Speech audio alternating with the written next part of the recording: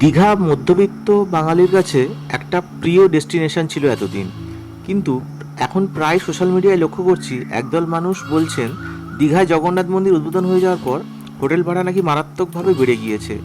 যে হোটেলের ভাড়া আগে 1,000 ছিল, সেটা এখন নাকি প্রায় 2.5-3, যে যেভাবে পারছে সেভাবে লুটছে। গত বেশ কয়েকদিন ধরে ইচ্ছে হচ্ছিল সমুদ্রে ঘুরতে যাওয়ার, তাই দীঘার পরিবর্তে আমি মন্দারমণি বেছে নিলাম। মন্দারমণি ঘুরতে আসার মূল আকর্ষণ হচ্ছে এখানকার খাওয়া দাওয়া।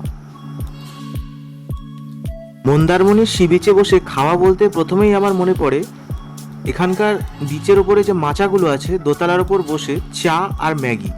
এটা আমার খুব প্রিয় লাগে খেতে। সমুদ্র দেখতে দেখতে চায়ের টেস্ট যেন আরও বেড়ে যায়। আর এছাড়াও সি ফুড এখানকার খুব ভালো লাগে আমার। বিশেষ করে সন্ধ্যাবেলা সমুদ্রের পাড়ে বসে মাছ ভাজা খাওয়ার মজাই যেন আলাদা। বাড়িতে আমি সাধারণত মাছ খেতে খুব একটা পছন্দ করি না, কিন্তু সমুদ্রের পাড়ে এসে মাছের টেস্ট যেন আমার কাছে আরও বেশি টেস্টি লাগে। তবে অনেকেই আছেন যাদের সামুদ্রিক মাছ বা কাঁকড়া খেলে শরীর খারাপ হয় বা অ্যালার্জি টাইপের কোনো সমস্যা হয়, তাদের কিন্তু এগুলো ইগনোর করা উচিত।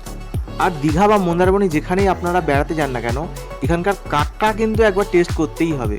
আপনি যদি কাঁকড়া না খান সমুদ্রে বেড়াতে এসে, তাহলে আমি বলবো আপনার সমুদ্র ভ্রমণটা অপূর্ণ রয়ে গেল।